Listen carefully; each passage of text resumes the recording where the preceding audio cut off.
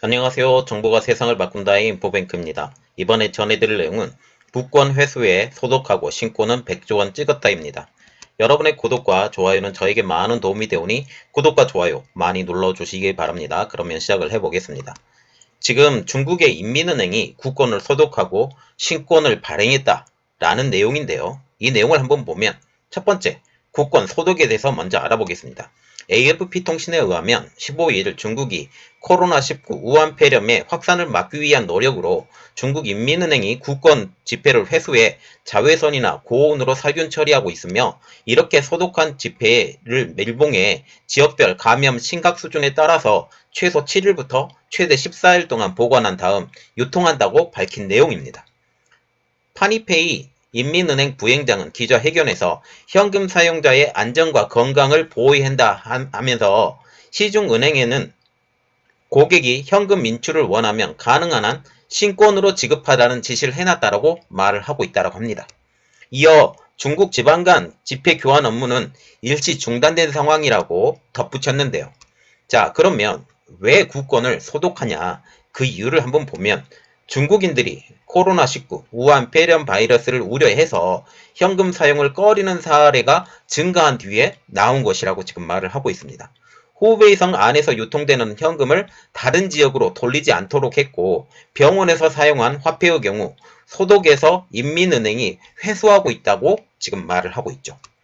신권 발급에 대해서도 이야기를 하고 있는데, 인민은행은 코로나19 확산을 막기 위한 조치로 신권 6천억 위안, 한국 돈으로 101조 원의 규모의 그 신권을 발행해서 시중에 풀었다고 신화망은 15일날 보도로 전하고 있습니다. 매체에 따르면 인민은행 파니페이 부행장은 가장 피해가 막심한 후베이성 우한에 최우선적으로 40억 위안, 6,772억 원의 신권을 투입했다라고 말을 하고 있습니다.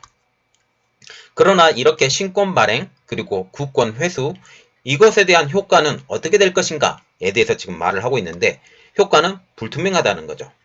중국에서는 최근 현금보다 모바일 결제를 선호하는 사람이 점차적으로 늘고 있어서 지폐 소독이 어느 정도 효과가 있을지는 아직 불투명하다는 거죠.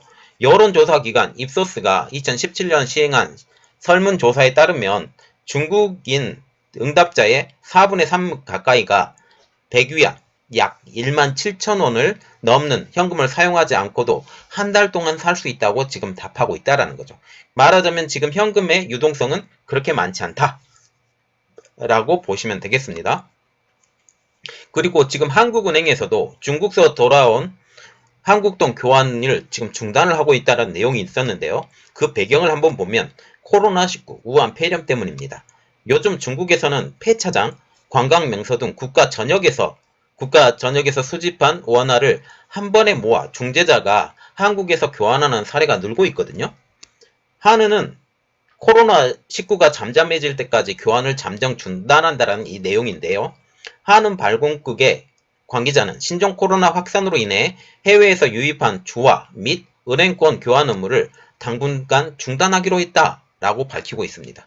해외에서 유입한 화폐라고는 언급하긴 했지만, 이는 사실상 중국발 동전과 지폐를 겨냥한 조치라고 말을 하고 있는데, 이 사례를 보면 이해가 가십니다.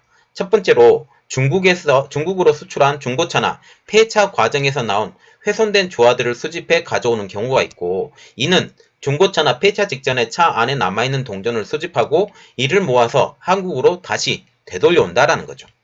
중국 전역에서 모은 이 동전들은 원화, 엔화 등으로 분류한 뒤에 담당자가 각국으로 이동해서 중앙은행에서 교환하는 식으로 교환을 해가고 있다는 겁니다. 그리고 두 번째로 분수대나 연못 등에서 동전을 대량 수거해 가져오는 사례가 있는데요. 홍콩 등 관광 명소의 분수대, 중국의 연못 등에 행운을 기원하며 관광객들이 동전을 던지는 경우가 많은데, 이를 모아서 교환한다라는 거죠. 그리고 한국은행 도서관도 외부 출입 금지인데요. 코로나 사태 종료까지 외부인 출입 금지를 지금 시킨다고 합니다. 자, 그래서 지금 이 배경이 어떤 거냐라는 거죠. 이 배경은 오염된 매개업물을 통해서 전염을 경고한 WHO 때문입니다.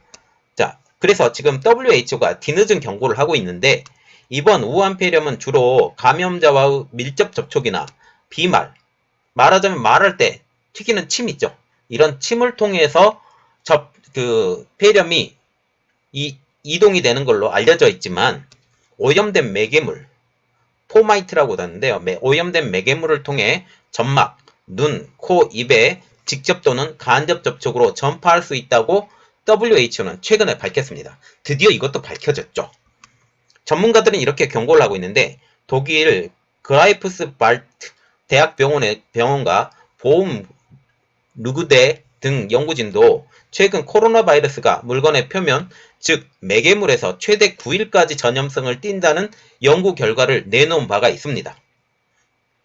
그래서 지금 이렇게 말을 하고 있죠. 중국 크루즈 다이아몬드 프린세스에 대한 의견도 또 나오고 있는데, 이 대형 유람선의 코로나19 감염체의 매개체는 선 내의 주요 구조물인 난간일 수도 있다라는 의견까지 나오게 된 것입니다.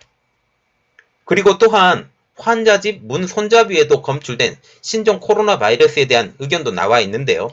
지난 2월 3일, 오래됐습니다. 벌써 한 달도 넘은 이런 내용인데, 그때 당시에 제가 이걸 올리려다가 안 올렸는데 지금 이번에 하면서 같이 올려드립니다. 2월 3일 날입니다. 벌써 이것도 한 달이 넘은 이야기죠. 한 달 반이 넘은 이야기인데, 광저우 일보에서는 광둥성 광저우의 우한 폐렴 감염증 확진 환자 집 출입문 손잡이에서 이 바이러스의 핵산이 발견되었다고 보도를 하고 있죠.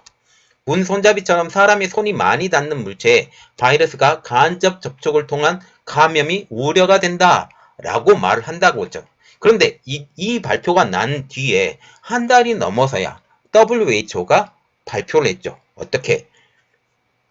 사람 손이 많이 닿는 물체, 아니면 사람 손이 많이 닿아있던 그 매개체를 통해서도 바이러스가 간접 접촉이 됐다, 감염이 될 수 있다 라고 말을 하고 있다는 겁니다.